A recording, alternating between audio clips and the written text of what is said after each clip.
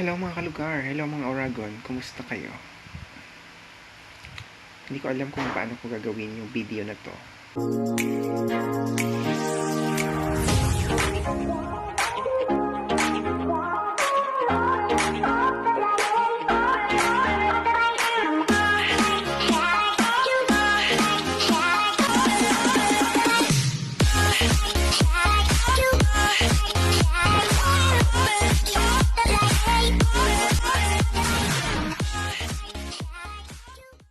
Pero gusto ko lang din siyang i-documents. Gusto ko lang kasi may kakwentuhan, guys. This vlog is about, of course, alam niyo na, di ba? About COVID. Ang gusto kong share sa inyo, guys, kasi actually last week sumama yung katawan ko. Tapos nagkalagnat ako actually. Tapos sumakit yung mga kalamnan ko, mga kasukasuan ko. Pero prior to that, guys, kasi naisip ko baka nagkalagnat ako kasi ilang gabi rin akong nagpuyat kasi may hinahabol akong dapat tapusin. So siguro mga 4 or 5 days akong natutulog ako ng mga 2 to 3 o'clock in the morning. Kaya siguro humina yung resistensya ko. Kaya inisip ko, guys, is lagnat siya. Pero yesterday parang feeling ko nawawala na yung panlasa ko. Pero hindi ko naman siya masyadong iniintindi kasi nga meron akong sipon. Actually, meron akong ubo at saka sipon. So kagabi parang wala akong panlasa. Pero tinanong ko na yung mga kasama ko kasi yung ulam namin kagabi is sweet and sour na maanghang. Pero tinanong ko ng mga kasama ko, sabi nila is wala daw talagang masyadong lasa yung pagkakaluto ng ulam namin. Pero nararamdaman ko yung anghang sa dila ko. Then this afternoon, guys, ako kasi nakatoka sa pagluto. Nung niluto ko yung sabaw, yung soup, kasi ang ulam namin is fried chicken. So nagluto din ako ng soup, yung malunggay soup. Parang hindi ko talaga siya maramdaman. Parang hindi ko talaga malasahan yung maalat ba or matabang ba yung niluto kong soup. Tapos ngayong gabi naman, pagkain ko, guys, parang feeling ko walang lasa yung pagkain. Pero yung appetite ko nandun siya. Parang feeling ko gutom ako. Kaya kakain ako. Pero yung parang lasa, kasi kumain din ako ng biskwit, tapos uminom din ako ng kape na may gatas. Parang hindi ko talaga siya malasahan. Or napaparanoid lang ako. Hanggang ngayon may sipon pa ako. Tapos may dry cup ako. Pero hindi na katulad ng dati na as in nung last week. Grabe yung dry cup ko. Halos sunod-sunod yung ubo ko. Pero ngayon, I've been observing myself pa rin, guys. Kasi mahirap pag di ba? Pag mag-detect ka na meron kang COVID, syempre quarantine ka, tapos malalaman ng buong barangay.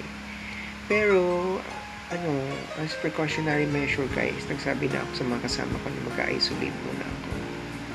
Pero actually, kanina lang ako nagsabi sa kanila. Kasi parang feeling ko yung manifestation is nandun, yung mga symptoms. Anyway, ako lang naman nandito sa baba, sa room namin ng misis ko, kasi si misis nasa probinsya. So ako muna siguro ako na lang lagi mag-isolate ng sarili ko para ma-observe ko. So, titingnan ko bukas kung wala pa akong pang-amoy at panglasa. So, pinaplano ko is magpakuha ako, magpa-swab test ako, guys. Para, di ba, alam ko rin kung anong mga dapat gawin. Tsaka yung mga kasama ko. Kasi may plano silang umuwi ng kanilang probinsya kapag katapos ng ECQ. So, just to make it sure lang din, at saka para syempre, for safety din ng bawat isa. So, titingnan ko siya, guys. So, I really hope na maging okay yung pakiramdam ko bukas. At yung panlasa ko is bumalik na. But anyway, guys, I'm taking some vitamins, food supplements, at saka natutulog na ako kasi 11 o'clock na rin na yung immune system natin kapag tayo nagpupuyat. So yun lang, guys, nakwento ko lang. So stay safe lang din kayo palagi dyan, at as much as possible gawin yung mga bagay na naririnig ninyo as precautionary measure. So yun lang, guys, stay safe kayo dyan palagi and see you around. Good night, patutulog na. Hi guys, good morning. Kagigising ko lang. 9 o'clock na. Medyo maayos yung tulog ko kagabi. At ngayon ay magkakape tayo. Ayan guys, coffee tayo.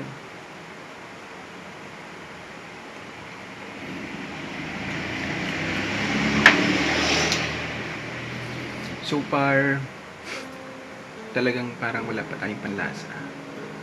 Pero yung smell, yung pang-amoy, tinatry ko na siya, guys. Parang meron akong nade-detect.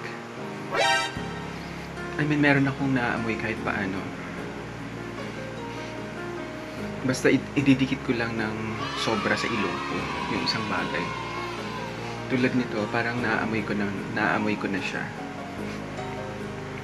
Pero sa panglasa, guys, parang wala pa. So, ino-observe ko pa rin yung sarili ko. Alam nyo yung parang, dahil alam mo yung lasa na nung iniinom mo, kinakain mo, kaya parang feeling mo na yun yung lasa niya. Pero yung parang kakainin mo kasi dahil sa lasa, I mean, nadedetect mo yung lasa. Para sa akin, parang wala pa ako sa ganong level. Continuous ko lang yung pag-isolate ko ng sarili ko kasi andito naman ako sa baba. So yung mga kasama ko naman is nasa taas sila. So nagsabi na rin ako sa kanila na hindi muna ako sasalo sa kanilang pagkain, or basta lilimitahin ko muna yung activity ko. So dito muna ako. Stay safe lang, guys, at huwag kayong mag-alala, pabalitaan ko kayo kung anong nangyayari sa akin.